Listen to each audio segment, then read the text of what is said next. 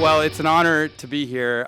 Of course, I have a tough job. I'm supposed to introduce someone who needs no introduction, which is Professor Clayton Christensen. So rather than reading his accomplishments, I wanted to share a story about Clay.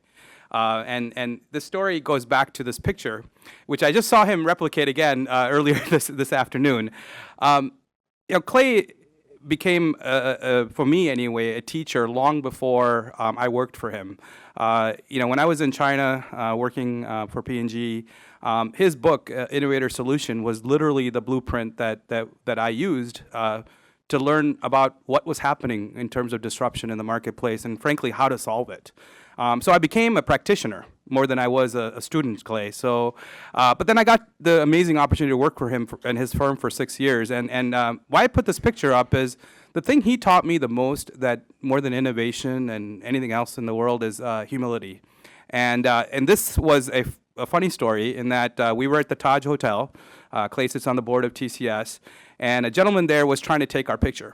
And if you can, Clay stands next to me, there is at least 4 feet of air between the two of us. And I think as humble as he is and as patient as he is, which are two traits that I have had to learn, particularly the patience part, Clay finally just said, look, I'm going to just kneel down and we're going to take a picture. And in a way, that's what taught me. It's about being humble. It's innovation and disruption is about just being humble and accepting what's in front of you versus trying to deny it. And I think you guys are in for a treat this afternoon, and I wish every seat here was full because I'm going to enjoy it, even though I've heard Clay speak for so many times. Thank you so much, and Clay, welcome.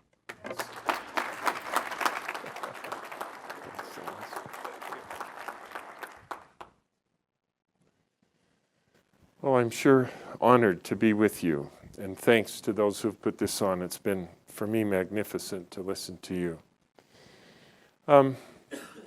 I thought I would describe a couple of things for 40 minutes or so, and then give another 30 minutes for you to ask questions and criticisms.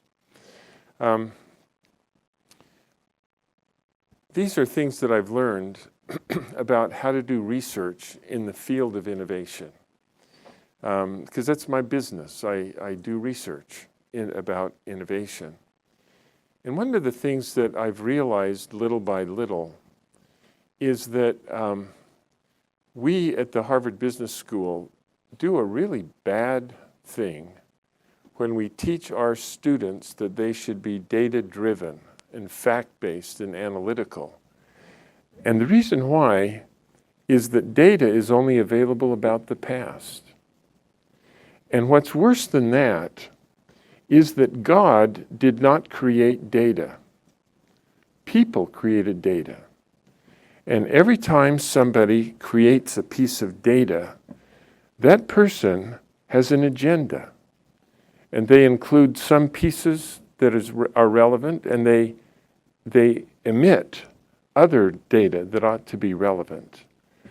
And so when we learn to look into the future with data, we're relying on things that are very unreliable and always late.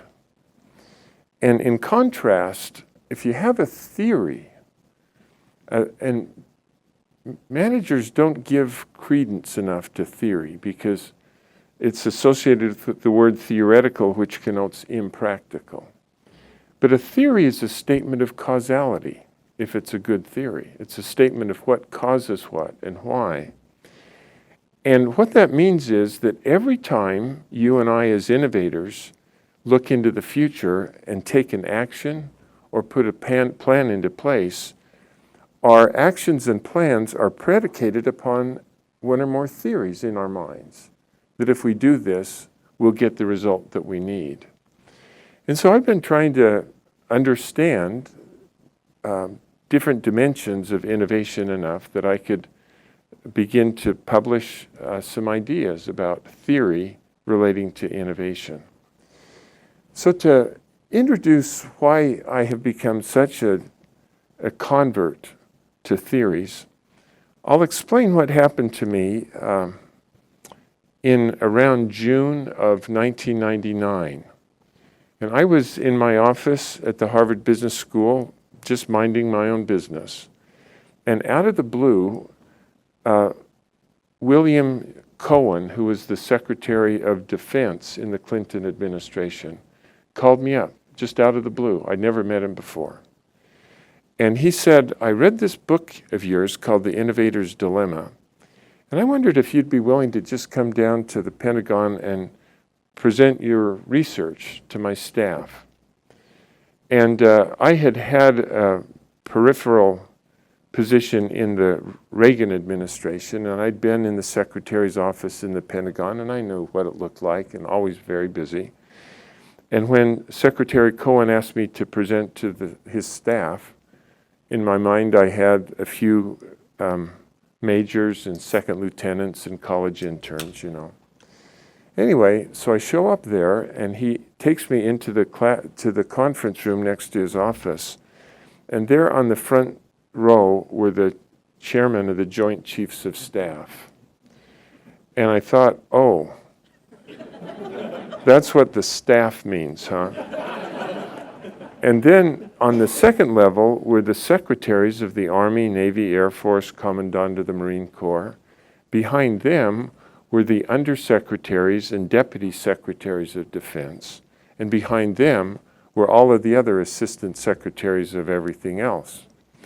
And Secretary Cohen said, you got to understand that this is the first time since I began serving as secretary that I have been able to assemble the entire staff. And so I said, what do you want me to do? And he said, quote, just present your junk. So I did, and I got from that presentation the first 2 slides. And I want to just walk through these 2 slides to give you a sense for what a theory might entail. So this is the theory of disruption. If I come out here, can you hear okay? And there are 2 elements of this theory of disruption. The first is that in every market there's a trajectory of improvement that customers are able to utilize over time. Now, in every market there is a distribution. So at the high end in every market are complicated customers who have complicated problems. And at the bottom of every market there are simple people who have simple problems. But that's the first element of this model, is that in every market there is the ability to consume improvement. And then the other element of the theory is that in every market there's a different trajectory of improvement that innovating companies provide as they keep introducing better and better products. And the most important thing about this is this trajectory of technological progress almost always outstrips the ability of customers to use the progress. And what that means is a technology which on the left-hand side is not good enough for what customers need.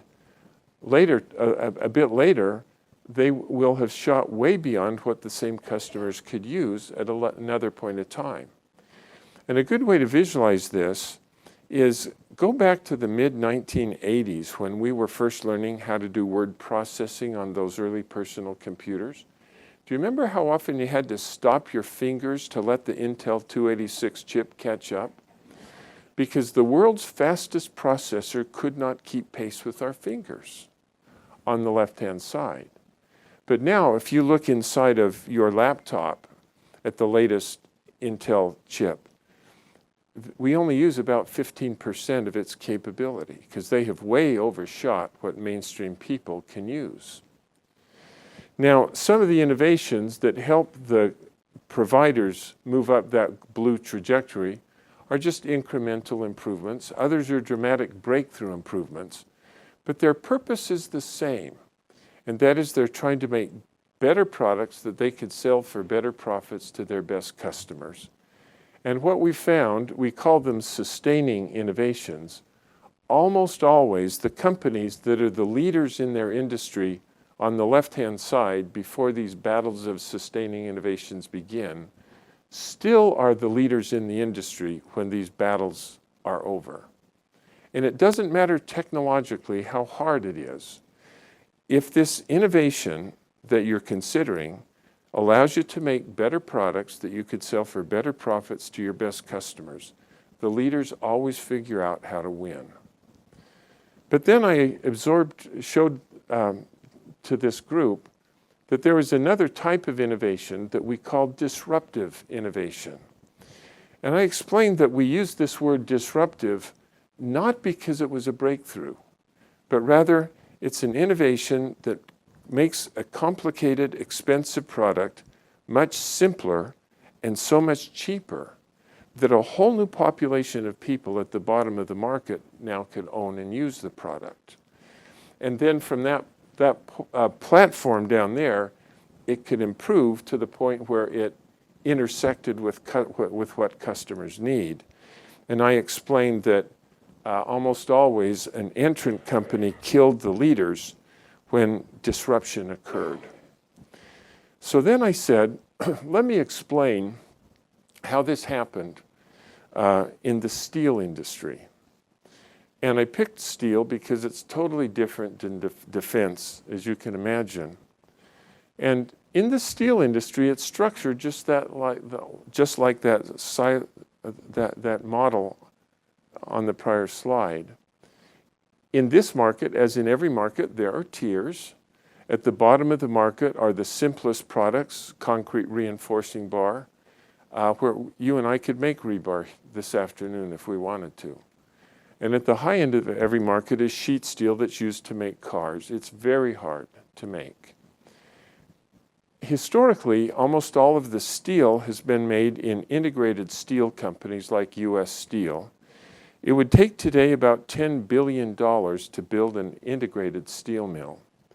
But there's a new technology called mini mills that is disruptive. And mini mills melt scrap in electric furnaces.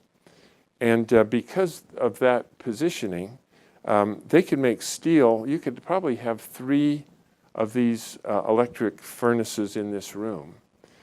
And because you can make steel in such a small chamber, they don't have to scale up the downstream processing steps, and that's why they call these things mini mills.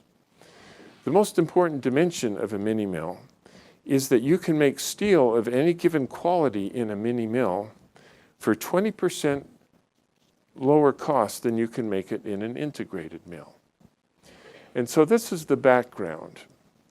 And then I said, mini mills became technologically viable in the late 1960s.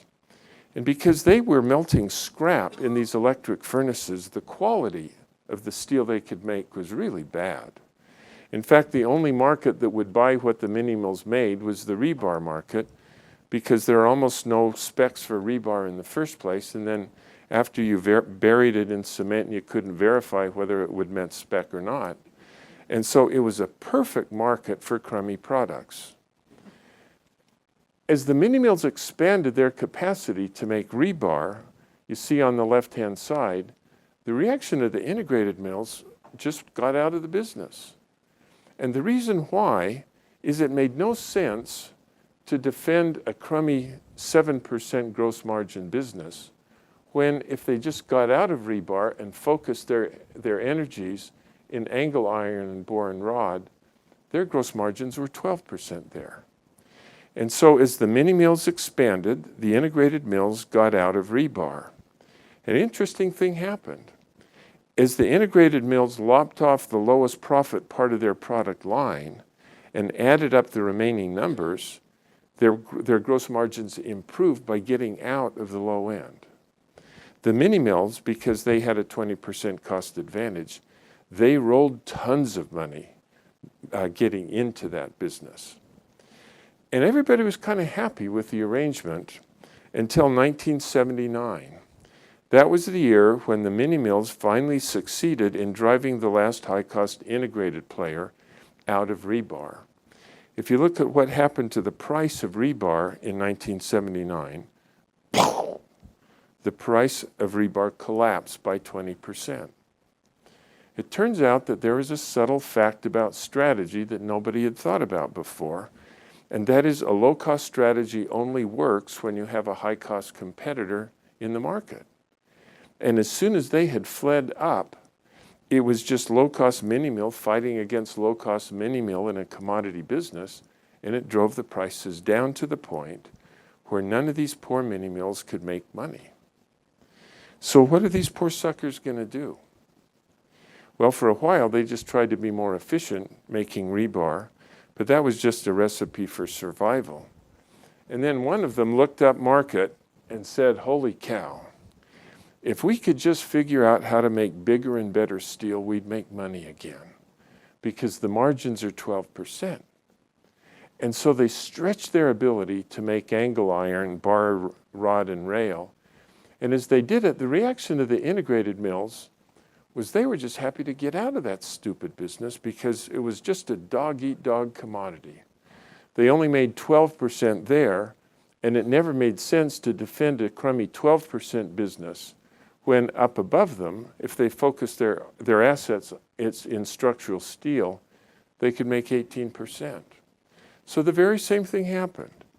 As the integrated mills got out of the low end and added, they added up the remaining numbers, their gross margins improved by getting out. And the mini mills made tons of money by getting in because they now had high-cost competitors.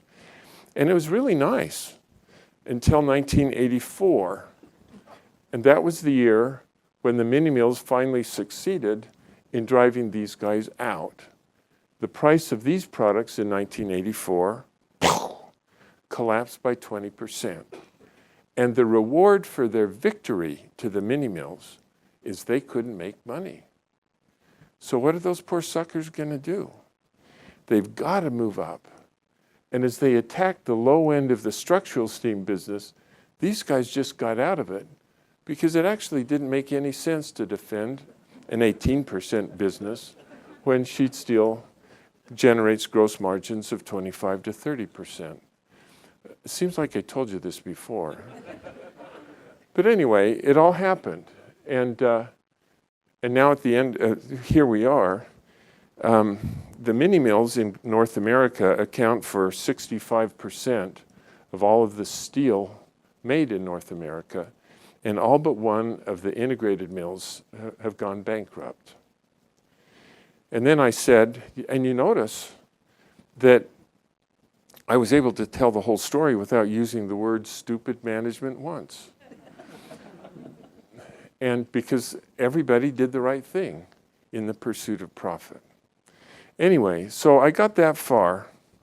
And General Sheldon, who was the chairman of the Joint Chiefs, raised his hand. I called on him, and he said, quote, Clay, you're clueless why we're interested in this stuff. And I confess that I'm clueless. And he came to the screen, and he pointed at sheet steel, and he said, for what you call the high end in steel, we call that the Russians. And they are the most demanding tier in the marketplace.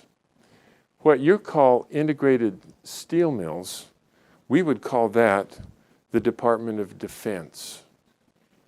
And everything that we're organized to do is to win the war against the Russians. And then he pointed to the bottom of the market and he said, what you call rebar, we call that terrorism. And what you call the mini mills coming up underneath us, we call those non-nation nations, like Al-Qaeda. And he said, that's why we're interested. And then he sat down.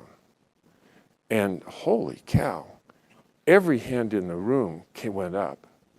And they were asking me all of these questions. And I did my best to give an answer. And several times I said, ladies and gentlemen, I just have 4 more slides in the presentation. Can I do that? And they all said, put up the mini mill slide again, would you?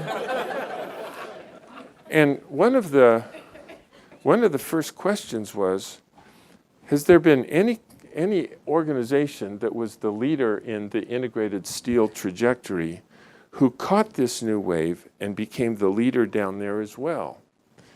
And I said, well, to this date, the only ones that have been able to do that are companies that were able to set up a completely different business unit to go after that. But if they don't set up a different business unit, there's no evidence that you can succeed. Anyway, so this went on for about 2 hours, and then we had to leave. 2 months later, they set up a separate business unit.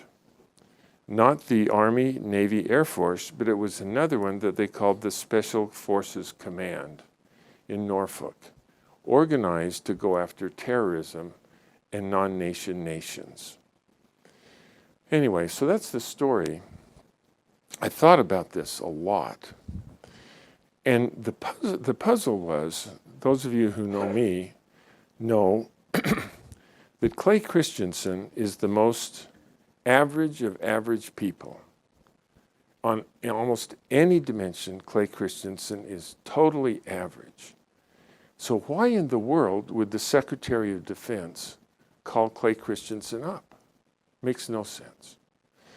And then when I was in the room in front of all of these people, these are 40 of the smartest people in the world as it relates to offense and defense.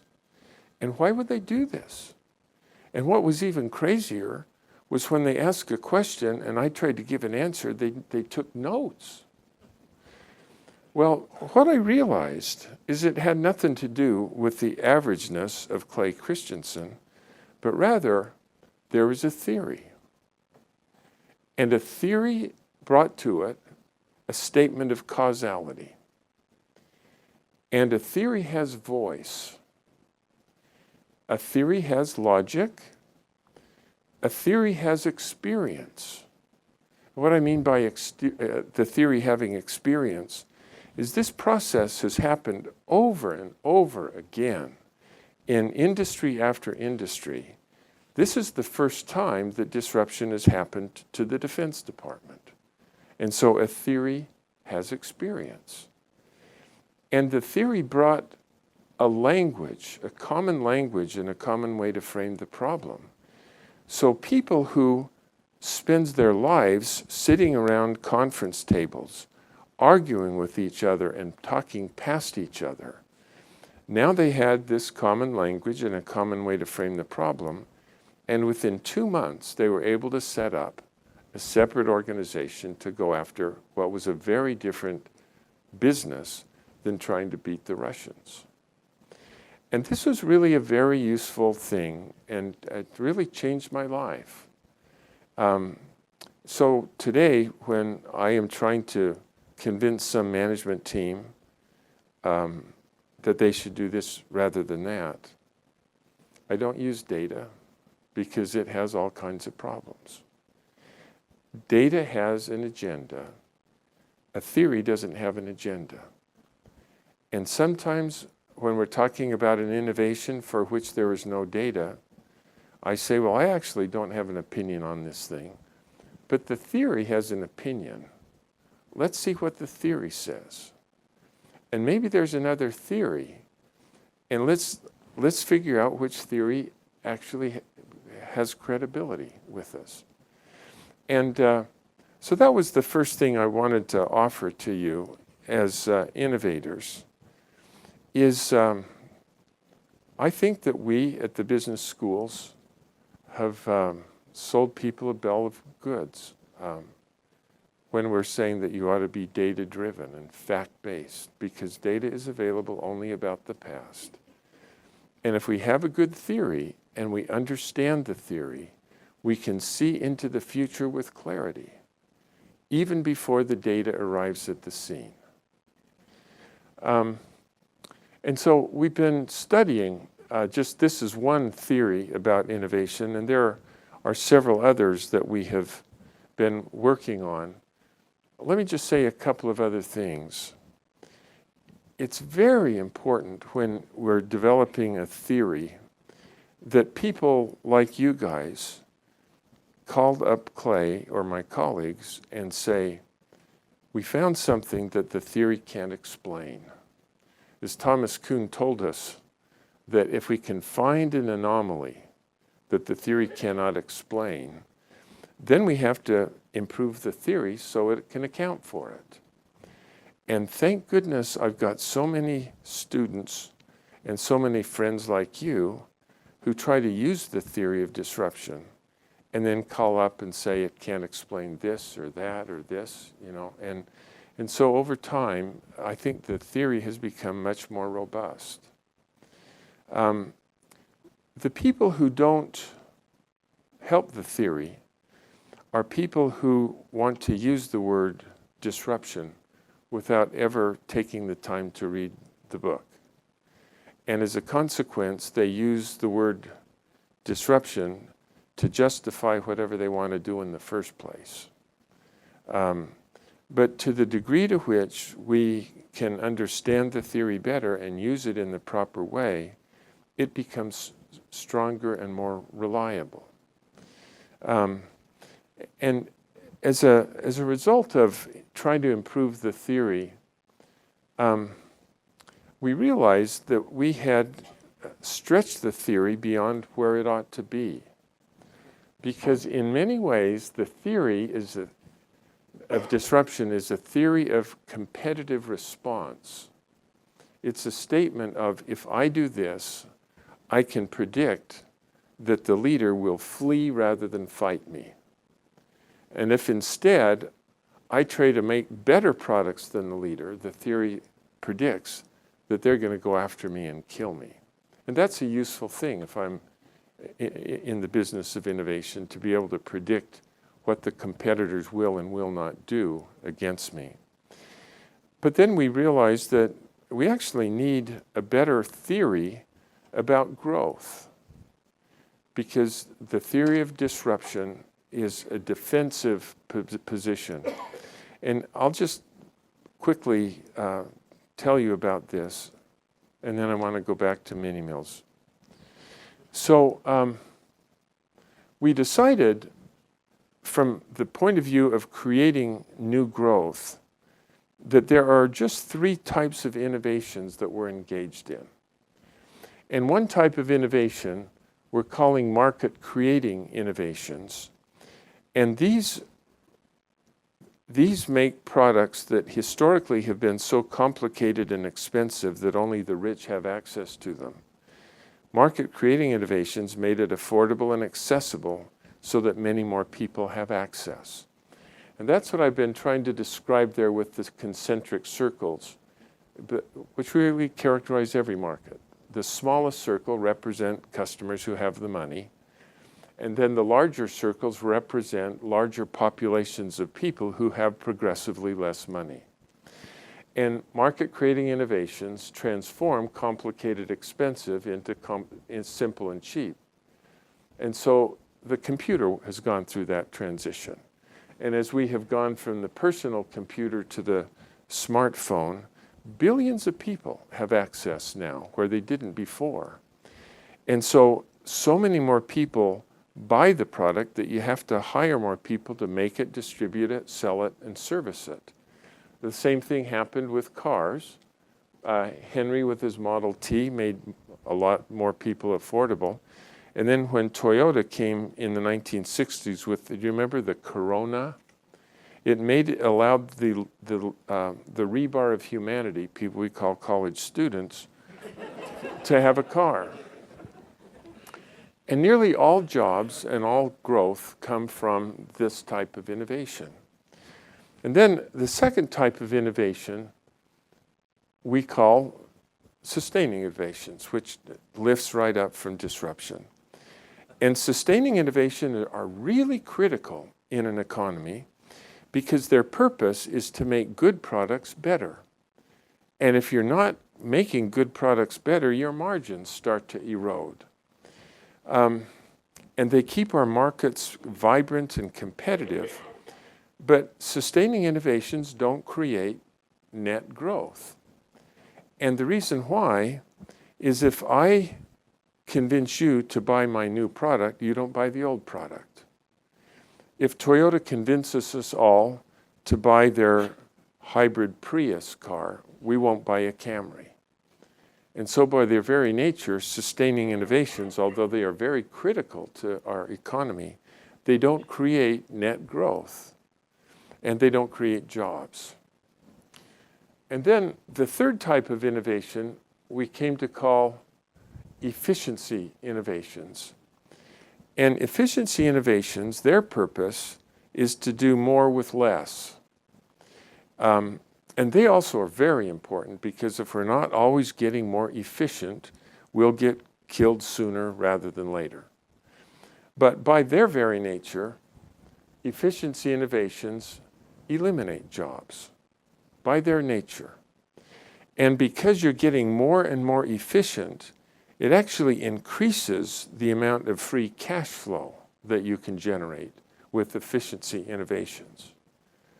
And so you can take that free cash flow and invest to make innovations that create economic growth and jobs, and keep going around that. And it's kind of a neat system, isn't it? Almost like a perpetual motion machine. But you might have noticed over the last 30 years that our economy isn't doing this very well anymore.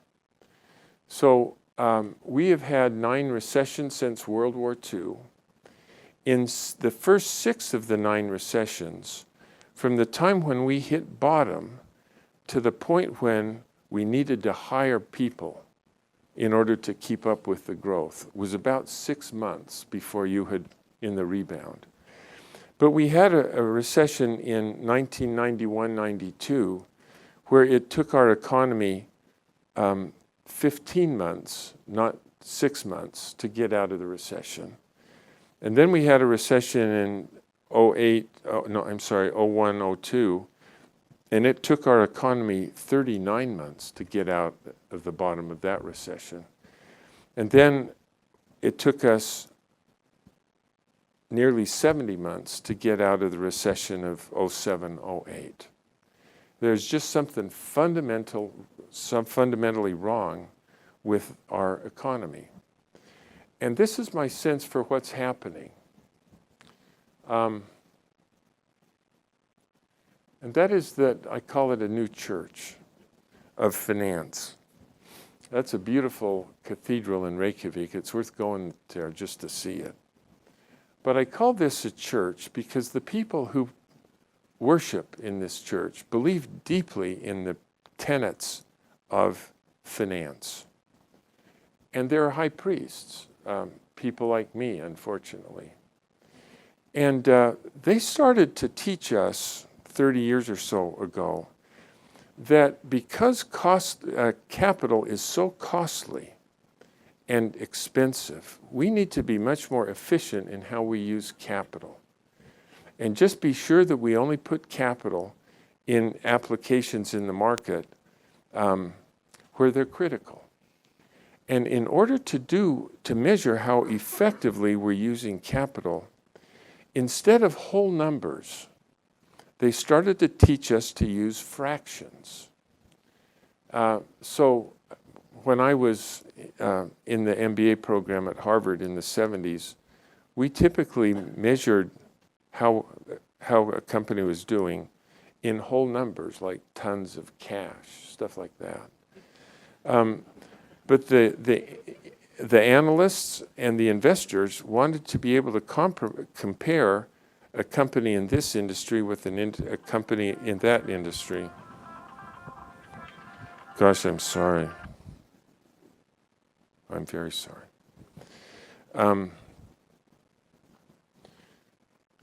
By having a ratio, we can compare companies across industry boundaries. And a ratio has a numerator and a denominator. And that's kind of a neat thing. So the church has told us that we should measure success by these ratios. And let's just take number 1, return on net assets. If I want to get RONA up, sure, I could be more innovative, create more profit, and put that in the numerator of the ratio. But what the heck? If innovation is just hard, I just have to outsource everything and get assets off the denominator of the ratio. Either way, RONA goes up. And as managers, isn't that slick? Or internal rate of return, the third one there, is a ratio. Profit in the numerator, and the denominator is a measure of how quickly you get your money out after you put it in. And so sure, I could be innovative. Put it in the numerator, but what the heck? If that's hard, then I just need to use my capital in innovations that pay off in the very short term, and internal rate of return improves. And so this is what's happened to us.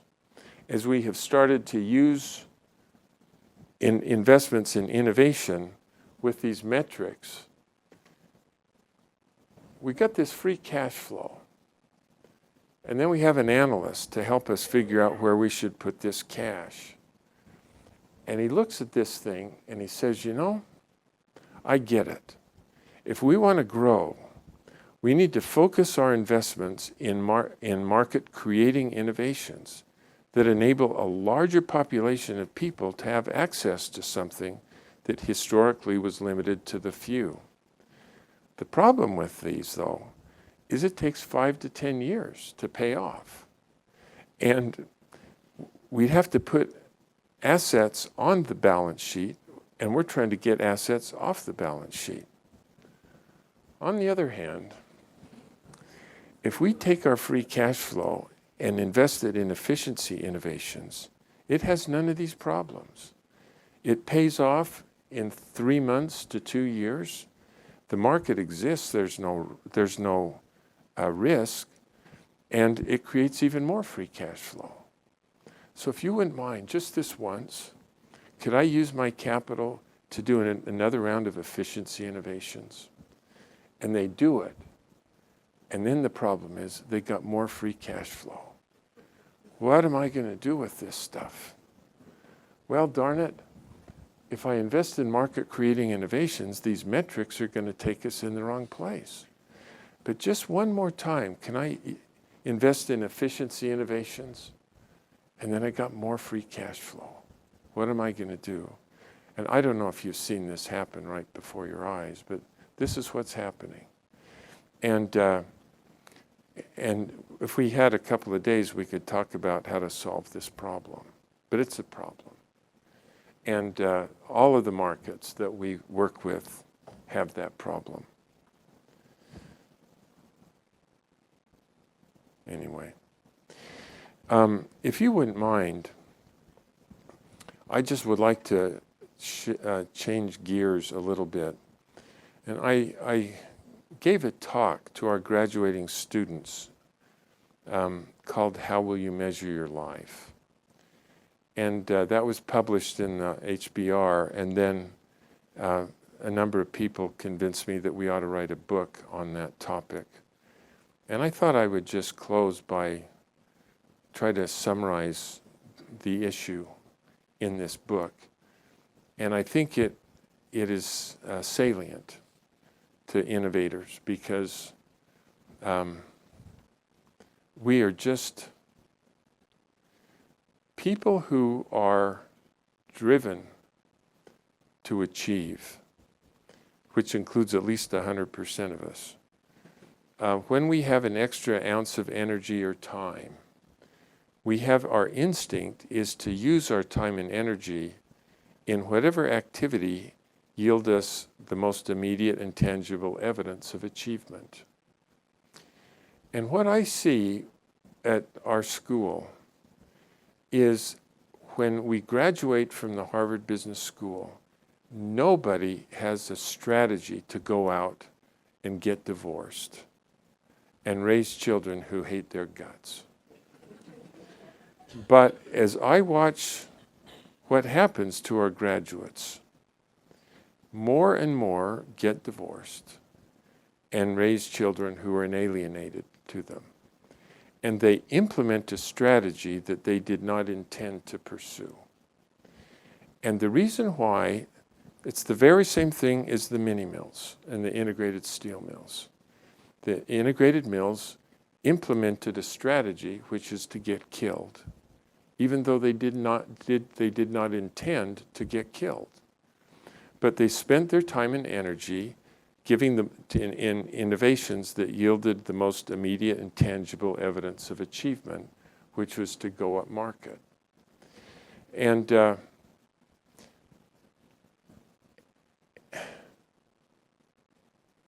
this happens to all of us. If we invest our time and energy on our careers, it just surrounds us with evidence of achievement. We close a deal, we ship a product, we get the production line up, we get paid, we get promoted, our share price goes up. And in our careers, we're surrounded with evidence of achievement in every turn. On the other hand, time and energy that we spend trying to raise good children don't pay off very quickly. In fact, on a day-to-day basis, our children misbehave. And it isn't until 20 years down the road that you can put your hands on your hips and say, boy, we raised a great son or daughter. But on a day-to-day basis, there's no evidence of achievement. And in a similar way, investments in our relationships with our spouses don't pay off very quickly, nor do they degrade very quickly. But investing in raising a great family pays off only in the longer term. And we all know that the deepest source of our happiness is the happiness at home. And yet we invest not to achieve what we need to. And I just wanted to point this out, that the very same mechanism that caused disruption is at work 24/7 in all of our homes. And I'll just tell you one illustration of how that hit me. And then, John, I'll just ask you to come forward. So after I got my MBA, I got a job with the Boston Consulting Group, which means I'm in his camp, a consultant and an MBA. And about a month after I started working there, the project manager of our team came to me and said, Clay, we've got a big presentation with the client, as you know, on Monday, and we need to have a team meeting, and I've scheduled it for Sunday at 2 p.m. And this is the stuff you got to do, because it's a big meeting. And I said to Mike, ooh, Mike, I got a problem. I never told you about this yet, but my wife and I are religious people, and we made a decision that I wouldn't work on Sunday because it's a holy day, and I want to spend that time, Christine and I want to spend our time with our kids and trying to understand God better. And so I can't work on Sunday. I'm sorry, Mike. And Mike just went bonkers. And he said, everybody works on Sunday. And I said, that's just fine, but I made a commitment, and I can't, I'm sorry. And he said, look, I don't understand anything about your church, but in my church, you just do stuff when you need to do it, And so if I do something that they don't like, I just do it. And then I find a priest and confess, and everything's just fine, And don't you have some kind of a mechanism like that in your church? And I said, darn it, I wish there was sometimes. But anyway, I said, I just can't. So Mike just blustered away. And then he came back about an hour later, and he said, Clay, look, I talked to the team. They understand. So I think everybody could do it on Saturday at 2 p.m. And I said, oh, man, Mike, I made a commitment to Christine that I wouldn't work on Saturdays, because I want to raise good kids. And I said, if I want to raise good kids and I spend my time on Saturday working for BCG, I won't implement a strategy that's really important to me. So I sorry, Mike, but I can't do it on Saturday either. And he really went bonkers and blustered away and came back an hour later and he said, look, I talked to everybody. We just have one question. Do you work on Fridays, perchance? Anyway, so I thought a lot about that decision, because in one way, it was just one in several thousand weekends. But if I had been locked into the logic of, this is my commitment, and as a general rule, I should follow that commitment. But in this particular extenuating circumstance, just this once, it's okay if I don't do it. It turns out that my life has been filled with extenuating circumstances.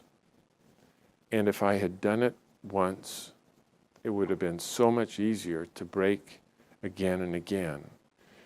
And I concluded that it's actually easier to keep with our commitments 100% of the time than it is 98% of the time. And so I just thought I'd offer this to you, because each one of you has a strategy for your life. And just be sure that you understand what your commitment is to yourself and to your family.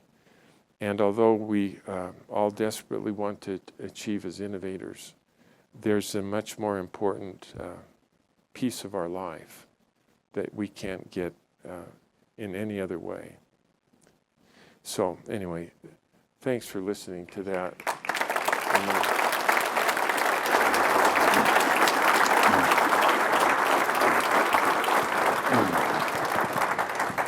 Thank you, Clay. Yeah, no, stay right there. Stay right there. We'll just stay right. I mean, I just need to deal with the waves of guilt that are coming over me here. In my church, there are soccer games on Sunday, and so does that count as work? Been there, done that. Been there, done that. Okay, see, we could have a long conversation about this. In many ways, what you're addressing, both in terms of the mini mills strategy to basically find a niche that works for them, and discovering along the way that it sort of stops working, and then somehow their old strategy gets enabled again by the very people who they didn't realize they were trying to defeat, but who end up sort of defeating themselves. Yeah. The mini mills are part innovator, but also part kind of seizing the dumbest idea and just sort of doing it over and over again. Yes. The integrated steel mills are the kind of institutions that we love to talk about and worship and sort of wave the flag for in our lives. And I think, it's interesting to think about some of the things that we talked about earlier today. And what would you say is, and you've been there to the Pentagon, what would you say is the sort of governance question that worries you most about America's ability, if as you say, we're recovering from recessions more slowly, if quantitative easing looks a lot like the continually taking cash flow efficiencies, sort of its faster and faster iterations. Yeah. Can we handle the level of sort of complexity with the institutions of government that we have right now? And you work for an institution that's been around longer than the United States government, Harvard University. Yeah, boy, great questions. Unfortunately, it's a great question. Let me say a couple of things. The first one is, right now, managers think that they're in charge of their companies.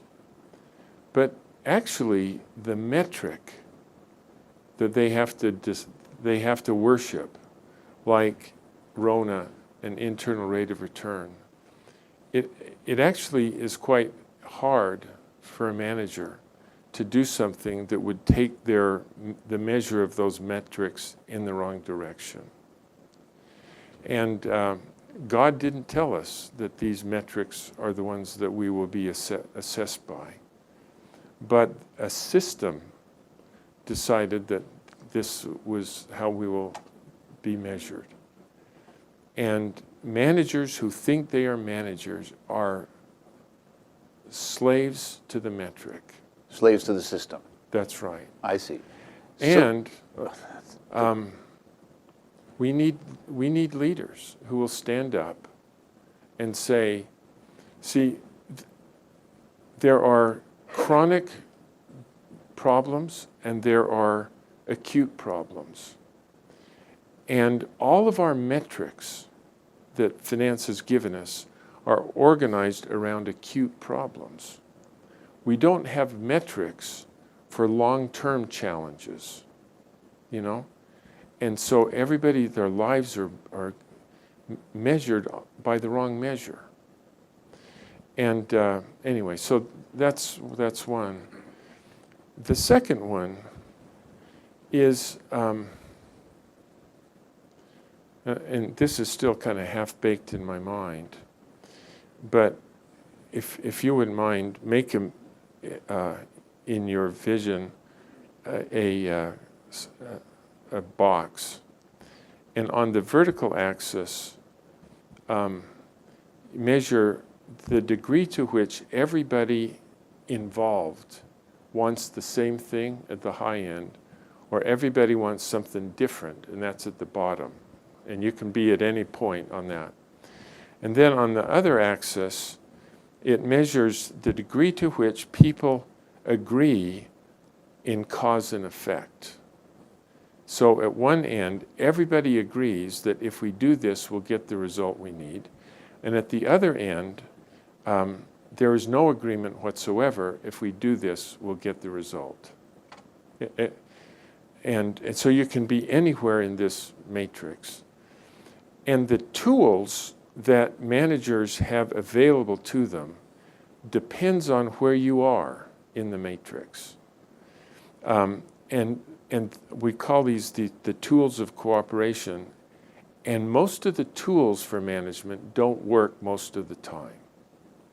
So think about it on the bottom left quadrant, where everybody wants something different and nobody agrees on cause and effect.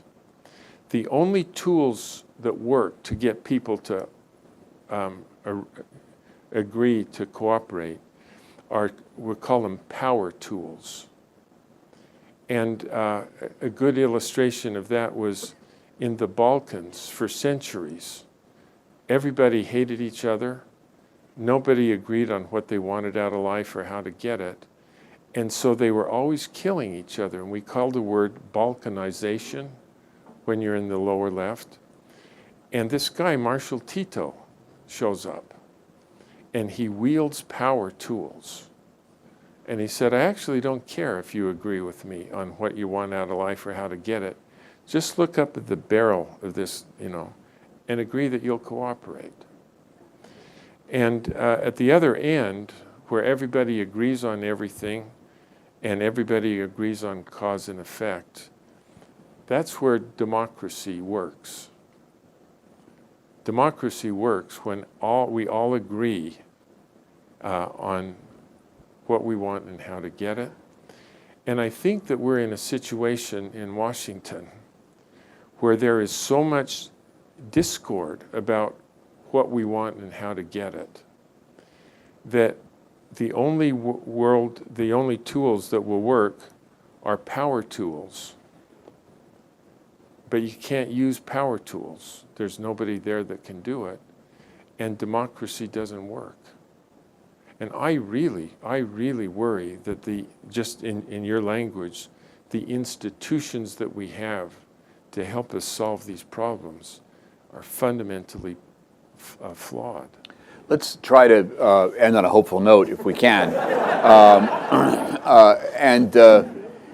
And when you started to point to that upper right-hand quadrant, and the word democracy came out of your mouth, and I thought to myself, I was thinking Finland. You know what I mean? And because homogenous country, that democracy is much simpler when there is a unitary state and a monoethnicity, and that the kinds of things that we sort of talk about a lot in America, diversity, economic disparity, for instance, get in the way of our democracy. But you said something that actually gave me a lot of hope, and that is, managers talk about metrics, think they're in control, but what they actually are is slaves to a system they've decided in advance is meaningful, whether it is or not. That's right. All right. So we're about to start on an electoral campaign, and the people in my business,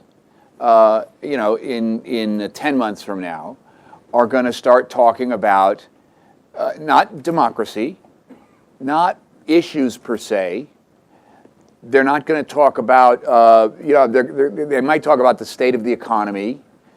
They might talk about Al-Qaeda and security in a very abstract sense, not in the practical sense that General Shelton talked about it when you were down at the Pentagon. But what they will talk about is Iowa. And they will talk about metrics in Iowa. And they won't be talking about corn. And they'll be talking about can X win Iowa, which seems to me the kind of Rona configuration that we sort of pretend that's democracy, but in fact it's a system that we've enslaved ourselves to, which doesn't deliver a president and is certainly not democratic. Comment for a moment on the campaign, the way it's described. I mean, maybe there's a little electoral college in here that we could talk about. Would the framers actually? And there are places at Harvard University that talk about this. Larry Tribe is one of them. The framers actually, as much as it sounds like a joke to us now, considered this set of institutions a way of getting people from the lower quadrant to the upper quadrant. They actually thought this was a good way of doing that. That's right. That's right. I have a thought, but before that, can I just say, I love listening to you. It takes much more brains to ask good questions. That's very sweet. So anyway, thanks. That's very in sweet. Advance. So this was a great event for Christine and me. There's this guy who came to Boston on a Fulbright scholarship a number of years ago, and he was a Marxist economist from China. And we got to know him quite well. And the reason he had come to America was he came to study democracy and capitalism, of all the strange topics. And so we had him dinner. We invited him for dinner at our home before he went back. And so I asked him, so of all the things you learned about democracy and capitalism while you were here, was there anything that just struck out that you had never thought about before? And he said, without hesitation, I had no idea how critical religion is to the functioning of capitalism and free markets. And I'd never put these things together, but here's this guy is like, he parachutes in from Mars, and that's what he sees. And he said, let me tell you why. He said there are two ways to get prosperity and peace. One is to have Lee Kuan Yew be in charge. And he tells you what the rules are, and if you don't follow the rules, I don't think I'll bother with juries and things like that. I'll just give you punishment. It will be memorable. But that way of governing really works, But America chose not to go down that route a couple of 100 years ago, and we have democracy. And he said, what's important about democracy is it's designed different from Singapore. Democracy is designed so that you don't catch most people most of the time. And as a result of that, the government isn't designed to look through your window 24/7. Democracy works when most people, most of the time, choose voluntarily to obey the law. And as long as most people, most of the time, voluntarily choose to obey the law, democracy works. But he pointed out when even a small percentage of the people choose not to obey the law in a system where the government isn't designed to catch those people, then you got real trouble. But religion is so important because people believe that even if the government doesn't hold you accountable, God will hold you accountable. And I think that's just another addition to what you're saying, John, that the institutions don't work, and religions, which historically were envisioned to be a key player, they're just walking away from the problem. There's a huge mystery in the Supreme Court and in the law and in sort of American kind of historical democratic practice about what the precise interaction is between religion and democratic institutions, and what is the nature of secularism in the United States. And the Supreme Court is about to deal with that in some cases this term. Going back, and I want to get some questions from the audience because we do have a few minutes before Dr. Christensen has to leave. You talked a lot about home. You talked a lot about the importance of making sure that a strategy that you implement in pursuit of success achieves satisfaction in the things that are most important to you. And you talked about home, and you fortunately established in a subsequent story, because I listened carefully, that you are not divorced and that your kids don't hate you, which I'm very happy to know, because that was going to be my first question, and I didn't want to have to ask that. So maybe the disruption that we're talking about here that best exemplifies the sense of community and problem solving and making the world a better place is to try to develop institutions, discourse, products, communications networks that extend the idea of home to embrace a bigger and bigger space, so that we're thinking more about our city as home, more about our country as home, not in a zealous sort of ideological way, but we're thinking about markets as home. Yes. And that there might be a way to inject those, so that we're not thinking them as opposed one to the other, because we certainly wouldn't. It's not going to be a very comfortable home if, outside of it, everything is the Balkans. Yeah, yeah. And it's still fun to be Marshall Tito in the only house in the neighborhood that's happy, So what do you think? Can you extend this idea of home in a traditional notion of markets and values and still think about innovation in a traditional capitalist way? Wow. I haven't thought about it. I think that's a really interesting set of questions. So let me work on it, can I? You're asking me? Yeah.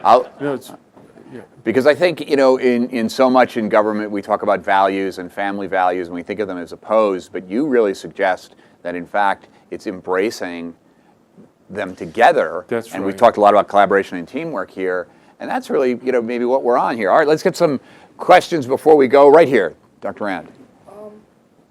I have a problem with predicting future with any theory, because black swans are normal in the way the world was. I mean, 9/11, the Black Plague, Doug Flutie.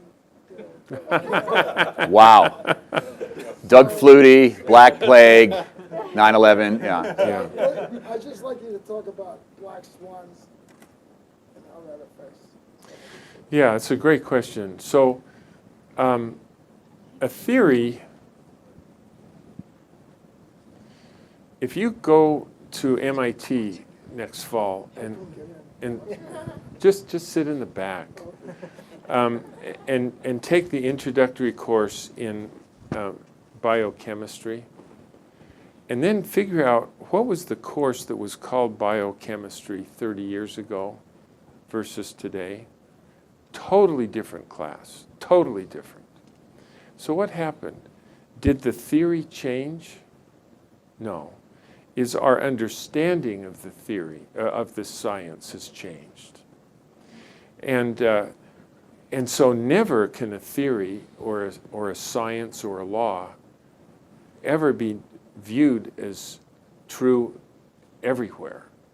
But if we can find things that the theory can't explain or that the science can't explain, it gives us the opportunity to improve the science or improve the theory. But that's the way Thomas Kuhn said the world improves, you know. And so if you find a black swan, it doesn't negate the theory. It says, oh, holy cow, that theory can't explain this, and so we need a better theory. But don't be daunted by the fact that it didn't explain everything. It just, it improves. That's a great point. But absolute predictivity is North Korea. You know, you can predict everything in North Korea. The problem is who would want to live there. You know what I mean? So, CJ, you got a question? Yes. And nice and loud. Actually, wait for the microphone. So your story about the Pentagon is fascinating to me. You know, they started a separate, essentially, business unit within the Department of Defense. But from what I've seen, most companies will not do that. In light of the theory, they see the theory and they read it and they understand it. But starting that separate business unit and pulling it out of the core is difficult. So what, in your experience, has been some of the key success factors when you've seen businesses really take that theory and look at their own business and make that decision that, and strategically, that makes sense to, in order to disrupt themselves, they have to set up that business unit. Yeah. You know, in the event that you're unlikely to be able to fly down to my company and have lunch with my boss to convince him that we should do Well, that. you sell yourself short, CJ. I'm sure you can make a good case for it. Yeah, but, all right, well, anyway, you're go free. ahead. We can Go ahead. talk. Well, a couple of thoughts. The issue that you're raising in many ways is an issue of consensus. Because if you, in the resource allocation process in your company, your idea competes against other ideas for resources. And if for whatever crazy reason the corporation says, we'll give you the money, and they don't get the money, this is the way it always works. The executives, the resource allocation process is a process, not an event. And so everybody, every day, decides what they'll prioritize and what not to prioritize, right? And so the day after you get your approval, it initiates another process to take the resources back away from you. Does that make any sense? I'm not very articulate about that. But it's a process, not an event. And everybody thinks that you shouldn't get the money, you know. And the only way that what you thought was consensus truly is consensus is if they all understand the theory behind the logic in your business plan. Again, because a theory is a statement of causality. It's got experience, you know. And if they don't share that, then you're just always, when you're meeting, that people say, no, one more time, why do you think this is going to be successful, you know? And you gotta get consensus. And so I've decided that my profession is the wrong business model for ideas. So, you know, I try to write a good book or article, and just imagine that thousands or even millions of people will read my idea. And imagine that I actually do write a book that people read, you know. And then they go to work on Monday and bring the team together, and they say, you know, who knows who this jerk Clay Christensen is, but he's got an idea there. And I think based on that, we're going in the wrong direction. This is what we need to do. And everybody else in the team says, that makes no sense whatsoever. You know, and they try to agree that, help you agree that, anyway, you see what I'm saying? And within a couple of weeks, the energy that comes from my idea just gets dissipated in trying to deal with all of the other processes in the company. And what makes my business model even worse is you as the user of my idea become a crummy reseller.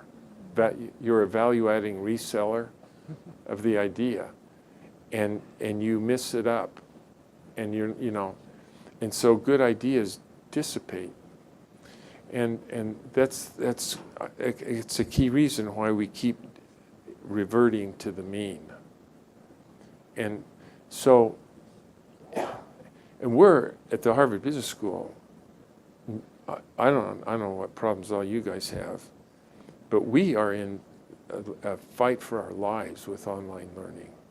We truly are. And if our dean spent 24/7 just trying to teach the principles of disruption so that everybody agrees on what's causing this and why, we might have an outside chance. But if we just believe that, you know, an idea will change everybody, we're just awfully naive. And I don't mean to be pessimistic, but understanding the problem can, you know, maybe we can solve the problem. That's a great question. But the hopeful side of that is consensus is so much more valuable than we think, and institutions that enforce consensus, like religion, like leadership, are actually worth talking about. They aren't just slogans. Lauren, you have the last question, and then we're going to let Dr. Christensen go. Great. You talked about democratization and balkanization, and you talked about power tools as a fear tool to try to get people to agree. Whether or not they agree is still up in the air. And then you talked about the time it takes to get out of the recessions. So, in which is also a place of fear. People are afraid of their jobs, afraid of losing their jobs. Is there a correlation? The theory would be is there's a correlation between those times and lack of innovation or lack of new ideas because of fear. And if that theory is founded, how do we, in that world of fear, in the world of fear in the business place, help others get beyond that fear to innovate without using power tools? That's a subtle question, isn't it? Well, as a general rule, and Thomas Kuhn, who taught it about culture at MIT, is the best thinker about your question. But what he points out is that the first time in an organization where you're confronted with a task, you got the team together and scratched your head and said, I think we ought to go after it this way to succeed at the task. And so you follow that plan, and if you failed and the task recurs, you sat down and say, well, we got to figure out a way to do it, but let's not do it the way last time, you know. And then if you follow this rule, this process, and it works, and then the task shows up again, you are quite inclined to do it the same way. And then when the task happens again, you're even more inclined to do it that way. And so the more successfully you use a way of solving the problem, the more often you do it and the more successful you are, the more instinctively you'll adopt that. And then there's a point when the challenge recurs and you don't even think about it. And that's what he says is culture. A culture is a process of getting things done, which at one point were wrestled with and decided upon. You've been so successful at doing that that now you don't even think about it, you know. And so success is what strong culture causes. And when you run into failure, when you realize that doing it that way doesn't, then failure puts you into other quadrant where democracy doesn't work anymore. You need power tools. And so you can almost count on that darn it, the tough thing about success is we have a culture that's going to be hard when we run into failure. So I just want to say in final, it's been a great conversation. It's certainly one I've always wanted to have. You remind me so much. You put up a good show of pessimism, but as my grandfather, who was my sort of light of my life, the one disabled person in my life, he lost an arm in World War I. He used to say to me that